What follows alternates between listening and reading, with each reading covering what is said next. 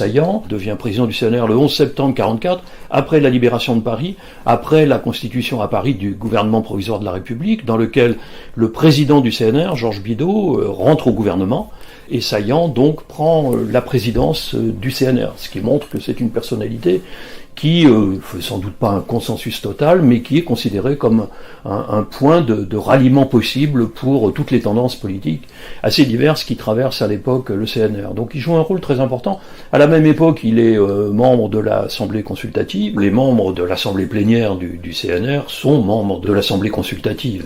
Donc c'est une période de très forte imbrication, voire de confusion parfois entre les attributions des unes et des autres de ces institutions qui ne sont pas clarifiées. De toute façon, elles n'avaient pas vocation à être pérennes. Saillant joue un rôle aussi de quasi-parlementaire, très actif, et on aurait pu s'attendre, ce qui sans doute lui aurait permis de rester très présent sur la scène nationale, qu'il rentre en politique. Et après tout, il dit lui-même, on en trouve la trace dans les documents du fonds Saillant, mais ça avait été déjà écrit auparavant. Le général de Gaulle lui fait la proposition de rentrer au gouvernement.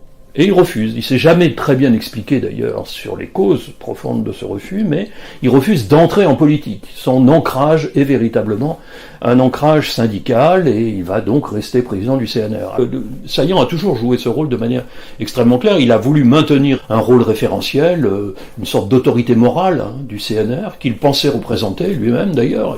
Il souhaitait incarner tout à fait cet esprit de la résistance, qui passait par l'unité, mais aussi par le progrès. C'est pour ça qu'aussi Saillant lui-même se défiait un peu du général de Gaulle, qui semblait porter une certaine admiration, mais en même temps il le considérait comme un conservateur sur le plan social.